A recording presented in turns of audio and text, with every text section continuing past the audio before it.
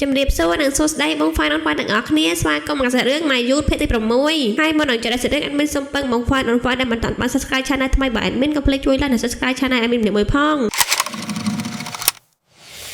ងស្រីមុំសម្រាយរិនហើយនៅដើមនៃភ័ក្រនេះសាច់រឿងកលេចមកក្រោយបន្តិចសុនវូគេមកក្រុមហ៊ុនបដាក៏និយាយទូរស័ព្ទមួយប៉ូលីសបដាដោយសារគាត់បារម្ភហើយសុនវូគេថាមិនឯនោះទេគេមកចុះកិច្ចសញ្ញាតែម្ដងហើយពេលដែលគេមកដល់ក្រុមហ៊ុនហ្នឹងក៏បានលើកបុគ្គលិកនិយាយដើមគេសត្វថាសុនវូជាក្មេងមកប្រាតាំងពីតូចមកហើយសូម្បីតែម៉ាក់របស់គេស្លាប់ក៏មិនយំដែរហើយគេជាមូលហេតុដែលធ្វើឲ្យម៉ាក់របស់គេស្លាប់ហើយជេយ៉ុនខឹងជំនួសក៏ស្ដីឲ្យពួកគេវិញព្រោះឲ្យមិត្តរួមការងារម្នាក់គេខឹងចាំអ្វីជេយ៉ុនទៅសុនវូក៏ចូលទៅជួយហើយសុនវូគេថាគេគ្មានឧបត្ថម្ភនោះទេហើយចំពោះការខ្លាចបន្លំលុយវិញអ្នកផ្សេងបានយកឈ្មោះរបស់គេប្រើហើយខ្លួនគេក៏ជាអ្នករកលុយបសងរបស់ទាំងអស់នោះហើយម៉ាក់ខ្ញុំដែលឯងបាននិយាយថាគាត់ស្លាប់ដោយសារខ្ញុំដឹងពីមូលហេតុដែលគាត់ស្លាប់ហើយជេយ៉ុនខ្លាចមានរឿងធំក៏អូសដៃសុនវូចេញហើយនាងក៏សួរហេតុអីក៏លោកមកទីនេះក្រែងប៉ូលីសក៏ថាគាត់ជាអ្នកមកហើយនាងបារម្ភពីសុនវូដែលគេបានលើអ្វីតាំងពីដើមមកហើយនៅតែឈរស្ដាប់ទៀតហើយសុនវូគេថាចាពេលនេះតើនាងបានលើឲ្យពីខ្ញុំក៏ដោយនាងក៏បាច់អើពើជាមួយវាដែរកុំឲ្យខ្ជះខ្ជាយពេលវេលារបស់នាងហើយរឿងណាក៏ធ្វើឲ្យពួកគេឡើងរស័យកោដាក់គ្ន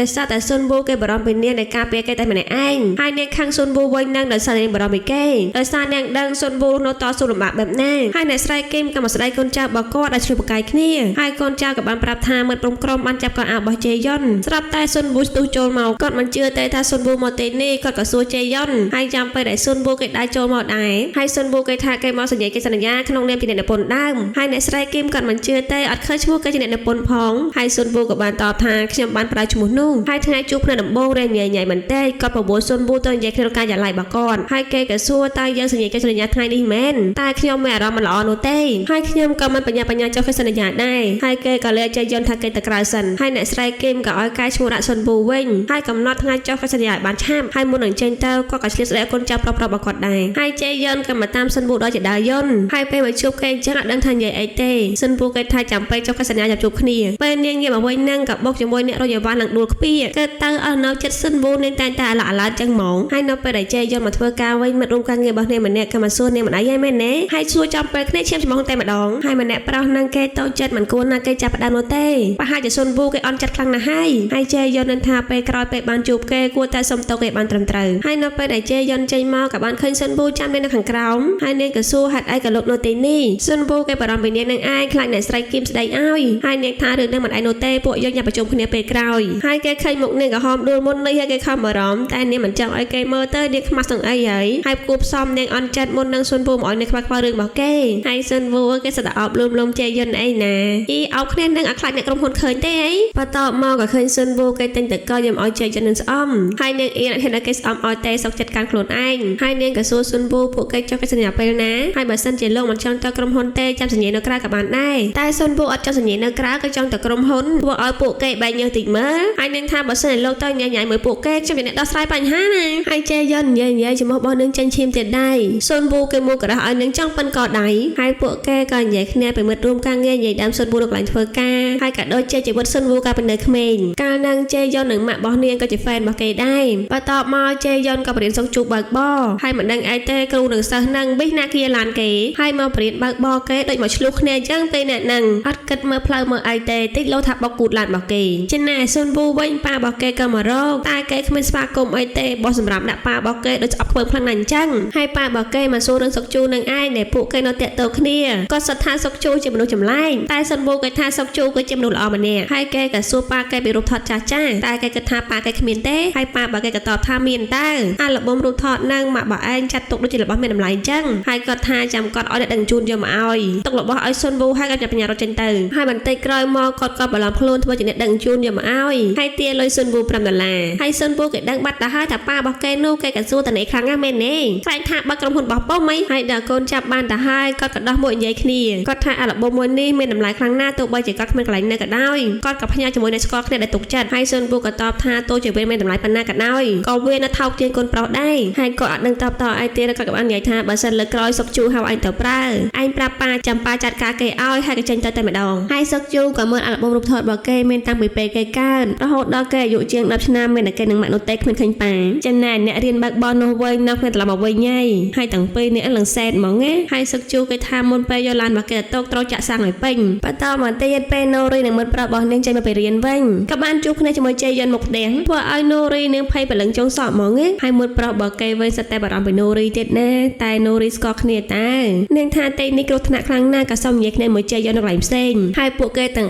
3ធ្វើអឺតលើមដូចចោលអញ្ចឹងដោយសារតែណូរីខ្លាចបងប្រុសរបស់នាងឃើញនឹងឯងហើយនាងឲ្យជ័យយន្តជួយរក្សាការសម្ងាត់ដែលនាងមានសង្សារហើយជ័យយន្តនាងក៏មិននឹកស្មានដែរថាសុនវូតាំងរឹងបែបនេះហើយណូរីនឹងចេះតែខ្លាចនឹងឯងដោយសារតែការសិក្សារបស់នាងចំណាត់ថ្នាក់អត់ល្អហើយបងប្រុសរបស់នាងអត់និយាយអីមួយម៉ាត់ទេនាងថែមទាំងមានស្នេហាទៀតហើយមិត្តប្រុសណូរីក៏សួរគាត់គឺជាពីណាគេហើយនាងក៏ណែនាំថាជាសង្សារបងប្រុសរបស់នាងធ្វើឲ្យជ័យយន្តនេះគេអៀនហើយកំភៃអីរឿងក្មេងៗជ័យយន្តគេមិនលុកដែរទេហើយសាច់រឿងក៏កាត់មកទេរីនៅស្រីគេនិយាយគ្នាពីកងត្រារបស់នាងដែលត្រូវផុតកំណត់ចុងខែនេះហើយពួកគេក៏លើកយករឿងតាំងពីដំបូងឡើយដែលអ្នកស្រីគេបានបណ្ដុះបណ្ដាលទេរីនតាំងពីនាងនៅក្មេងហើយក៏ជាអ្នកគ្រប់គ្រងរបស់នាងហើយក៏មិនដឹងថាពួកគេចុះកិច្ចសន្យាមួយគ្នាតទៀតអត់ដែរឃើញទេរីននាងចេញមកទាំងសង្កត់សង្ងាត់ហើយនាងក៏បានជួបមិត្តភក្តិចាស់នៅវិទ្យាល័យដែលធ្លាប់រៀនជាមួយគ្នាហើយនាងដូចជាគ្មានដឹងកលៈទេសៈអីសោះឃើញគ្នាយំនឹងកំហំភ្នែកទៅហើយបែរជាព្រោះគ្នាទៅផឹកកាហ្វេអីណាហើយទេរីនក៏សុំតចាំពេលក្រោយចាំនាងជាអ្នកប៉ាវខណៈនឹងសុកជូក៏បានចូលមកសួរទេរីនហេតុអីក៏នាងយំហើយម្នាក់ស្រីនឹងបដិសេធយ៉ាងលឿនខ្ញុំមិនបានធ្វើឲ្យនាងយំទេណាហើយក៏បានលាចេញទៅហើយសុកជូក៏ឲ្យកសែងនាងជូតទឹកភ្នែកព្រមទាំងអូសនាងទៅកន្លែងផ្សេងចង់យំក៏បានចង់ជូតទឹកភ្នែកក៏បានព្រោះឲ្យនាងមូម៉ាស្ដីឲ្យគេហ្មងរបៀបថាម៉ាក់របស់គេជាអ្នកធ្វើឲ្យនាងខឹងហើយគេមកចូលលួមនាងអីចឹងទៅណាហើយសុកជូខំចាប់កាបូបខាត់នាងតែនាងដោះកាបូបចោលទៀតហើយនាងចេញមកឆ្ងល់ខ្លាំងណាស់ហេតុអីក៏គេធ្វើល្អដាក់ខ្ញុំបែបនេះហើយនាងទៅនឹកឃើញថាផ្លេចកាបូបងាកទៅគេនៅក្រោយតែម្ដងហើយនាងក៏ទេកាបូបរបស់នាងវិញតែសុកជូគេមិនព្រមឲ្យទេគេចង់ដឹងហេតុអីក៏នាងយំហើយគេក៏ឲ្យនាងបានទៅកាន់នាងពេលនាងប្រាប់គេហើយទៅគេយកកាបូបឲ្យវិញធ្វើឲ្យទេរីនាងកាន់តែខឹងហ្មងនៅមកចេញកំហឹងដាក់សុកជូគ្មាននៅក្បាត់នៅកតុយអីទេនាងមិនចង់ឲ្យគេខ្វល់ខ្វល់មួយនាងបែរជាគេធ្វើល្អគួរឲ្យស្រឡាញ់អ្នកនាងទៅវិញហើយទោះបីជាសុកជូគេចង់និយាយអីក៏ដោយក៏នាងមិនស្ដាប់ដែរនាងខឹងតឡាត់តាត់តូចចេញទៅហ្មងបន្ទាប់មកគេក៏មករកស៊ុនវូសួរទេរីនមកញឹកញាប់ដែរអត់ហើយស៊ុនវូក៏ផ្ញើអាល់ប៊ុមរូបថតរបស់គេទៅកាន់ម៉ាក់សុកជូហើយសុកជូគេបានកាដូពីបន្លាញ់ដែតមកក៏ឲ្យស៊ុនវូហើយស៊ុនវូក៏ប្រាប់ទៅថាទេរីននេះមិនសូវមកទីនេះទេហើយនៅពេលដែលសុកជូគេចេញទៅផុតស្រាប់តែទេរីនជិះតាក់ស៊ីមកហើយនាងក៏សុំឲ្យស៊ុនវូចេញថ្លៃតាក់ស៊ីឲ្យនាងផងហើយគេក៏តបថាសុកជូទៅតែចេញទៅឲ្យតាក់ស៊ីទៅយកលុយពីគេទៅហើយគ្រាន់តែលើឈ្មោះសុកជូធ្វើឲ្យនាងមួមកទៀតដែរហើយស៊ុនវូគេមិនចង់ខ្វាច់ខ្វល់ទេរឿងអ្នកទាំងពីរនោះហើយនៅឆ្លុះគ្នាទៅពូតាក់ស៊ីក៏កំ plei តាហើយស៊ុនវូមិនជំរឿអីទៀតមិនតែឲ្យលុយទៅកាន់នាងនឹងឯងបន្ទាប់មកនាងក៏ទៅអង្គុយញ៉ាំនំខុកខីក្នុងហាងរបស់គេស៊ុនវូគេឡើងឆ្ងល់ហ្មងក្រែងនាងតបមកហើយនាងក៏តបថាខ្ញុំមិនបានតបមកទៀតទេពេលនេះខ្ញុំជាមនុស្សគ្មានការងារធ្វើហើយស៊ុនវូចាក់ទឹកតែឲ្យនាងញ៉ាំថែមទាំងប្រាប់ថាសុកជូគេបានមកពេលដែលគេទៅបន្លាញ់ដែរព្រោះឲ្យទេរីនអារម្មណ៍ល្អភ្លាមហ្មងនាងអត់ដឹងទេថាថ្ងៃនេះនាងកើតអីហើយនាងក៏ផ្ញើកូនកសាច់ឲ្យសុកជូវិញតែចិត្តមិនដាច់ឲ្យសោះនៅទាញទៅទាញមកហើយគេក៏ដេញឲ្យនាងត្រឡប់ទៅវិញហើយទេរីនឲ្យនាងទៅវិញក៏បានដែរតែសុំខ្ចីលុយ$50សិនមកហើយស្មានតែគេយកលុយឲ្យនាងខ្ចីតាគេមើលទូរស័ព្ទជ័យយន្តឆាតមកពួកគេត្រូវជួបញ៉ៃកាំងងាយជាមួយគ្នាលុះដល់យប់ឡើងគេត្រូវមកទិញបន្លែត្រីសាច់ជាមួយនំពូលុយទុកបើកហាងបន្ទាប់មកពួកគេក៏បន្តទៅញ៉ាំអីជាមួយគ្នា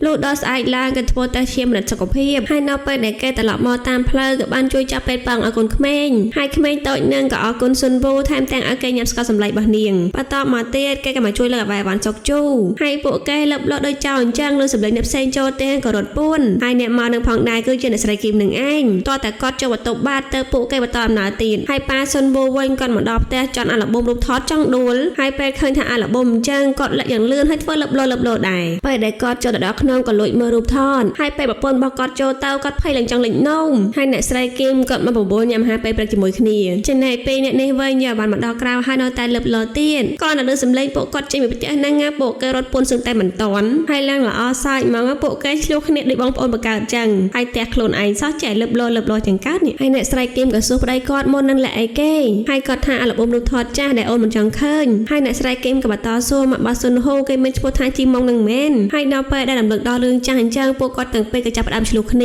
ាអ្នកស្រីគីមគាត់ខឹងប៉ាស៊ុនមូដែលមិនចាំគាត់តែងតែរកស្រីផ្សេងឲ្យបង្កើតកូនឲ្យចោលហើយប្តីរបស់គាត់ក៏តបថាខ្ញុំមិនដឹងនោះទេថានាងនៅទីណានាងបែរជាឡើងមកក្រុងស៊ីអ៊ូលមិនប្រាប់ខ្ញុំសូម្បីតែមួយម៉ាត់ហើយខ្ញុំជាមនុស្សប្រុសក៏ត្រូវការលុំលោមដែរហើយតាមពិតទៅពួកគាត់ទាំងពីរស្រឡាញ់គ្នាតាំងពីក្មេងលុះដល់ចាស់ទៅក៏អ្នកស្រីគីមនៅតែស្មាក់ស្មោះដែរហើយប៉ាស៊ុនវូពេលឆ្លុះគ្នាមកប្រៅចឹងហើយគាត់ថាក៏អារម្មណ៍មិនល្អទេគាត់នឹងរស់នៅក្រៅមួយរយៈហើយកំពុងមានបញ្ហាចឹងហើយទូរស័ព្ទរបស់សុកជូ ជួគេរោទៀតហើយអ្នកស្រីគីមក៏បានឃើញពួកគេទាំងពីរនឹងដែរតែគាត់មិនបានរត់រឿងពួកគេតែក៏ចូលក្នុងទាំងទឹកភ្នែកហើយស៊ុនវូក៏ឲ្យសុកជួចូលទៅក្នុងលួងម៉ាក់របស់គេហើយអ្នកស្រីគីមក៏មកលុបមុខលុបមាត់មើងអាប់ឡើងវិញកុំឲ្យគេដឹងថាគាត់យំហើយពេលម៉ាក់គេចេញមកសុកជួក៏បញ្យល់គេមិនបានមកទីនេះដោយខ្លួនឯងទេខ្ញុំជាអ្នកពឹងពាក់ឲ្យគេមកជួយខ្ញុំមិនបាននាំគេមកទីនេះឲ្យម៉ាក់ឃើញហើយម៉ាក់ជឿចិត្តទេហើយអ្នកស្រីគីមក៏មិនស្ដាប់បន្ទោសអីឲ្យខ្លួនដែរក៏ព្រោះតែញ៉ាំអីជាមួយគ្នាចំណែកជេយ៉ុននឹងបានឈោយករបស់ក៏បានធ្លាក់អស់ពីលើមកពេលនាងរើទៅក៏បានឃើញរូបថតមួយស្លឹកហើយនាងសេះបិទរូបកាយលើស៊ុនវូតាំងពីគេនៅក្មេង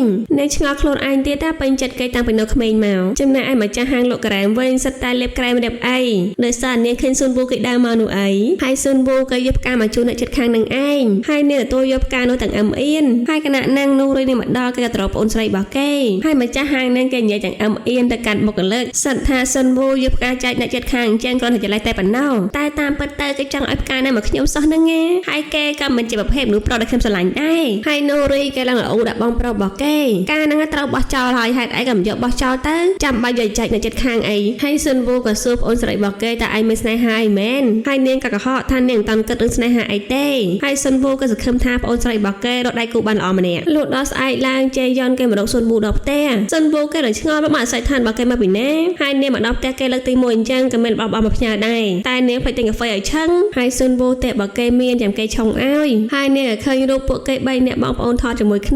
មិនណាគេមិនដឹងថាពួកគេបងប្អូនបង្កើតហ្មងហើយស៊ុនវូនៅមិនសក់មិនសាប់អីទៅស្ទាបកំសៀវជេយ៉ុនវិញគេឡើងភ័យហើយស៊ុនវូគេថាមានក្តៅណាហើយបានអីក្តៅបើគេមិនតាន់ដោតដុយផងហ្នឹងហើយស៊ុនវូក៏ដេញឲ្យជេយ៉ុននឹងចេញមកក្រៅមកនាងនឹងគេធ្វើអីអត់ត្រូវទេបន្តិចក្រោយមកឃើញកូនមកលោកយូមកដល់តែស៊ុនវូដែរហើយនាងក៏សុំឲ្យស៊ុនវូចុះហត្ថលេខាសភៅដំបូងដែលគេបានចេញផ្សាយហើយនាងជាហ្វេនពិតតែនាងចង់ដឹងដំណើររឿងពីស៊ុនវូដែលគេប្រឡប់បានទៅរង្វាន់ Nobel ដោយសារតែនាងក៏ចង់ដើរតាមកន្លងស៊ុនវូដែរនោះអីហើយស៊ុនវូដំបងឡើយគេមិនបានគិតអីច្រើនទេគ្រាន់គេចង់បានប្រាក់រង្វាន់ទៅគេចុះឈ្មោះចូលប្រឡងហើយមិនតែប៉ុណ្្នឹងទេណានាងចង់ដឹងទៅផ្ទាល់ខ្លួនទៀតចង់ដឹងថាបងទាំងពីរណាត់ជួបគ្នាយូរណាស់ហើយស៊ុនវូក៏តបថាពួកគេទាំងពីរគ្រាន់តែមិត្តភក្តិតែប៉ុណ្ណោះហើយជេយ៉ុនក៏អើតាមហ្នឹងហើយពេលដែលបានហត្ថលេខាអីហើយកូនរបស់លោកយូក៏លាត្រឡប់ទៅវិញហើយស៊ុនវូគេលង្ហួសចិត្តជេយ៉ុនហ្មងមិនត្រឹមតែមកតែគេមិនប្រាប់ទេថែមទាំងនាំកូនលោកយូមកទៀតហើយនាងខ្ជិលស្ដាប់គេទេសនាក៏លេទៅកាយាល័យវិញហើយស៊ុនវូក៏សុំជាអ្នកជូននាងទៅស៊ុនវូធ្វើចឹងបានទៀតថាជូនគេមកទេបាយជាឲ្យគេបើកឡានខ្លួនឯងទៅវិញហើយជេយ៉ុនក៏សួរកូនលោកយូបានសួរមុននេះតែលោកឆ្លើយការពិតដែរអត់ហើយស៊ុនវូគេថាគេធ្វើបឡំលោកដើម្បីលុយពិតមែនហើយក៏អរគុណដល់នាងងាយដែលធ្វើឲ្យបឡំលោកមានអត្ថន័យចំពោះខ្ញុំហើយពួកគេក៏បន្តនិយាយពីសភៅបឡំលោកផ្សេងៗរបស់ស៊ុនវូដែលគេបាននិពន្ធតាំងពីមុនមកដល់ពេលនាងនិយាយយូរទៅមានអារម្មណ៍ស្រីទឹកហើយស៊ុនវូក៏បានបើកទឹកនឹងឲ្យនាងហើយថែមទាំងស្ដីឲ្យនាងទៀតឃ្លានទឹកប្រាប់គេហើយនាងក៏តបដោយសារគ្មានបណ្ណាគេឆ្លប់អង្គុយនៅកៅអីហ្នឹងហើយពេលដែលស៊ុនវូគេជូនជេយ៉ុនដល់ចំណតឡានហើយគេក៏មកប្រាប់នាងថាគេត្រូវទៅវិញហើយគណៈនាងក៏មានប្រុសស្អាតម្នាក់ Hello ដាក់នាងពីចម្ងាយមកជេយ៉ុនបើកទ្វារចេញមកបុកស៊ុនវូនឹងតំណតំណែងហើយម្នាក់នាងគេជាសមាជិកក្រុមសម្ដែងម្នាក់ហើយគេសួរជេយ៉ុនគាត់គឺជាបណ្ណាគេមិត្តប្រុសរបស់ប្រធានក្រុមមែនហើយនាងក៏ប្រាប់គេថាគេក៏ជាអ្នកសម្ដែងជាមួយនឹងតេរិនហើយស៊ុនវូគេចង់ចាប់ដៃស្វាគមន៍ជាមួយតែម្នាក់នាងបែរចេះតែចាប់សក់ជេយ៉ុនហើយសើសក់នឹងស្អាតអីណាស៊ុនវូពេលនៅប្រហែលជាគេប្រចាំណាគេក៏ចេញទៅមុនហើយគេចេញទៅនៅក៏ល្អអន់ចិត្តខឹងមួយនាងហើយនៅពេលដែលអ្នកស្រីគីមកដល់កាយាល័យជេយ៉ុនក៏រាយការណ៍ថាពួកគេត្រូវសញ្ញាជាមួយនឹងស៊ុនវូហើយគាត់និយាយមិនលាក់លៀមអីទេដែលគាត់មិនចង់ជួបមុខស៊ុនវូតែធ្វើមកទេការងារទៅហើយគាត់ក៏ឲ្យជេយ៉ុនឈប់សម្រាប់វិស្សមកាលរបស់នាងហើយពេលជេយ៉ុននាងចេញមកនាងក៏រាប់មើលរយៈពេល6ឆ្នាំមកនាងធ្វើការរហូតលើកនេះជាវិស្សមកាលលើកទី1របស់នាងឯងហើយជេយ៉ុនពេលដែលបានឈប់សម្រាប់នៅផ្ទះចឹងនាងមានអារម្មណ៍ថាយូរដល់ហើយចំណែកឯអ្នកស្រីបាងវិញគាត់បានបុកលើកថ្មីចូលធ្វើការជាមួយហើយគេមកដល់ឡើងនិយាយស្រែកឡើងលឺហើយអូហ្វីបើគេរអារករ៉ាតិចយាយអូហ្វីទៅតែបើកថ្មីក៏អាចអត់មានអង្គុយទេដាក់ឡើងឯកសារអង្គុយសិនហើយបើកន្លែងដុតថ្មកុំព្យូទ័រវិញចង់10ម៉ែត្រពីតុហើយបើវិធានាមិនមិនមកទេនេះថាកូនចៅទៅអារករ៉ាតែមេវិញឈួរធ្វើការអីណាចំណែកជេយ៉ុនវិញពេលអត់ការងារធ្វើចឹងនៅមហាត់កាឡាហើយកលានឹងអាចមានដេកឈ្មោះអីទេណាហើយដល់ពេលនាងឈប់សម្រាកទៅនាងដឹងថាម្នាក់ប្រុសហាត់មួយនាងនឹងគឺជាស៊ុនវូហើយពេលគេដោះអាវនោះសិតលួចមើលគេអីណាស៊ុនវូក៏សួរតើនាងចង់មើលប៉ុណ្ណាហើយនាងថានាងចង់មើលតើនាងអស់ចិត្តតែតាមពិតទៅឃើញស៊ុនវូមុននឹងគ្រាន់តែការសបិនរបស់នាងតែប៉ុណ្ណោះហើយម្ចាស់កន្លែងក៏សុំវល់ឲ្យជេយ៉ុននាងឈប់មកហាត់ទៀតទៅដឹងអត់ថាមួយសប្តាហ៍នាងមកម្ដងហើយបន្ទាប់មកនាងក៏មករកស៊ុនវូដល់ហាងតែម្ដងហើយស៊ុនវូគេថាគេមានអារម្មណ៍ខាត់ឃើញនាងយូរហើយនាងថាមើលទៅហាងរបស់ស៊ុនវូដូចជាផ្លាស់ប្ដូរផ្កាច្រើនហើយស៊ុនវូក៏តបថាគេជាអ្នកលក់មកឲ្យគេលក់ចាញ់ឯងហើយជេយ៉ុនទៅនេះពេលឥឡូវនៅមកថតស៊ុនវូក្នុងហាងអីណាអ្នកកន្លែងហាត់ប្រាណដេញមកឥឡូវបែរជាមករំខានស៊ុនវូវិញនេះ ហើយលួចថតគេបដានឹងក៏សួររឿងរ៉ាវរបស់គេកាលពីនៅក្មេងបដាហើយការសុនវូនៅក្មេងគ្មានអីទេមួយថ្ងៃគេដឹងតែរៀនហើយតែធ្វើការបន្ទាប់មកក៏ត្រឡប់ទៅផ្ទះគេងវិញហើយសុនវូគេដឹងឆ្ងល់ដែរហេតុអីថ្ងៃនឹងនាងប្លែកនាងទើបតែបដិសេធមួយគេហើយសោះហើយពេលពងនិយាយគ្នានឹងជេយន់ក៏ទូរស័ព្ទអ្នកស្រីបានក៏ជួលបុគ្គលិកថ្មីហើយក៏អត់ដឹងទេធ្វើឯកសារអីខ្លះហើយជេយន់ក៏រៀបរាប់ប្រាប់គាត់ត្រួលហើយនាងក៏សួរថាគេមានបទពិសោធន៍មួយឆ្នាំហើយគាត់ក៏តបថាគេគ្មានបទពិសោធន៍ទេតែមកពីក្រៅប្រទេសហើយជេយន់នឹងចូលមកវិញនាងក៏ទិញផ្កាមួយបាញ់ហើយសុនវូគេឆ្ងល់ហ្មងហេតុអីក៏នាងទិញផ្កានាងមិនដែលទិញផ្កាផងហើយនាងក៏តបថាទិញឲ្យមេចាស់របស់នាងដោយសារតែគាត់បើកក្រុមហ៊ុនថ្មីហើយសុនវូក៏សួរតើគាត់ប្រុសឬក៏ស្រីហើយជេយន់គេមកសួរឌឺហ្មងហេតុអីក៏លោកចង់ដឹងថាប្រុសឬក៏ស្រីហើយសុនវូគេសួរនៅគ្មានន័យអីទេគ្រាន់តែអតិជនមានច្រើនប្រភេទហើយចំណូលចិត្តក៏ខុសៗគ្នាអញ្ចឹងនាងចាំអត់ផ្កាប្រភេទណាហើយត្រូវការកាតណូតអីអត់ហើយនាងក៏តបថាគាត់ជាស្ត្រីចំណាអាយុជាង30ហើយមិនបាច់ត្រូវការកាតណូតអីទេហើយសាច់រឿងកាតពេលជេយន់មកដល់កន្លែងមកអ្នកស្រីបាងនាងជូនផ្កាដល់គាត់ហើយថែមទាំងនិយាយថានេះជាផ្កាលើកទី1ដែលខ្ញុំទិញតែខ្លួនឯងហើយគណៈនាងតេរិនក៏បានមកចូលរួមដូចគ្នាធ្វើឲ្យជេយន់ខឹងនឹងអ្នកទាំងពីរមកហេតុក្បត់នាងផងហើយពេលដែលជេយន់ឃើញសភាពអូវីហើយនឹងចង់បែកកម្មដ្ឋាន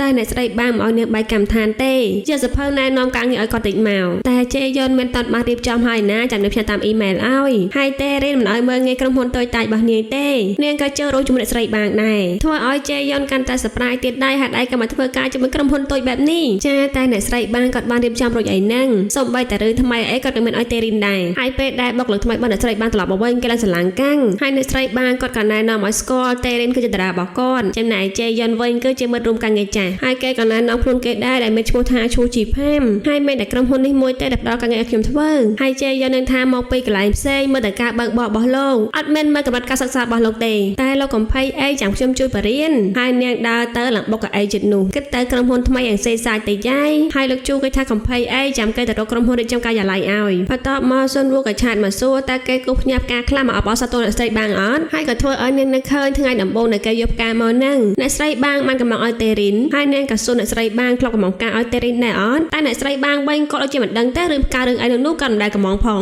ធ្វើឲ្យជេយន់មានអារម្មណ៍ថាចម្លែកដូចគេចង់ធ្វើបាបនាងអញ្ចឹងហើយតេរិននាងដឹងរឿងដែរក៏និយាយឆ្លើយឆ្លងគ្នាអ្នកស្រីបាងវិញក៏ស្ដាប់នឹងចង់វល់ចំណែកសុនវូគេធ្វើឲ្យធ្លាក់ចាននឹងពេញដីមិនដឹងថាដៃរបស់គេកើតអីទេសុកចាប់បាត់ជួបហើយពេលគេត្រឡប់មកផ្ទះវិញក៏រើខាអាម៉ាឡូហើយចំពេលដែលមន្ទីរពេទ្យផ្ញើសារគេយកលទ្ធផលចំណែកជេយន់វិញញ៉ាំហាត់ដាវទៀតដែរដោយសារតែពេលនេះអារម្មណ៍របស់នាងអត់ស្ងប់ទេនៅក្នុងខួរក្បាលរបស់នាងគិតឃើញសុនវូរហូតនាងក៏ស្ងប់ខ្លួនឯងដែរនៅឃើញតែគេនឹងចង់ផ្ទុះខួរក្បាលទៅហើយសាច់រឿងកាតសុនវូគេមកសមុទ្រពូនដេកសាច់ធ្វើជានំខេតហើយគេក៏បាត់ផ្នែកប៊ូសូធ្វើដូចគេកាលនៅពីក្មេងអញ្ចឹងហើយគេក៏បាននិយាយថារេដូចថ្ងៃកំណើតម៉ាក់ហើយគេក៏ប្រាប់ម៉ាក់របស់គេថាខ្លួនគេចូលចិត្តជេយន់ខ្ញុំគិតថាម៉ាក់ក៏ចូលចិត្តនាងដូចគ្នាចំណែកសុនវូគេមកជួបគ្រូពេទ្យស្ដាប់លទ្ធផលហើយគេក៏សួរពេទ្យថាគេស្លាប់ពេលណាហើយលោកគ្រូពេទ្យគាត់ថាក្នុងប្រទេសកូរ៉េអត់សូវមានករណីអញ្ចឹងទេហើយគាត់ក៏មិនដឹងច្បាស់ដែរថាគេស្លាប់ថ្ងៃណាថ្ងៃស្អែកឬក៏10ឆ្នាំក្រោយហើយក៏ធ្វើឲ្យគេនៅឃើញគេនិយាយគ្នាបើជេយន់ថ្ងៃមុនជេយន់នឹងថាបើសិនជានាងត្រឡប់ទៅអាយុ19ឆ្នាំនាងនឹងនាំម៉ាក់របស់នាងទៅកន្លែងដែលគាត់ចង់ទៅ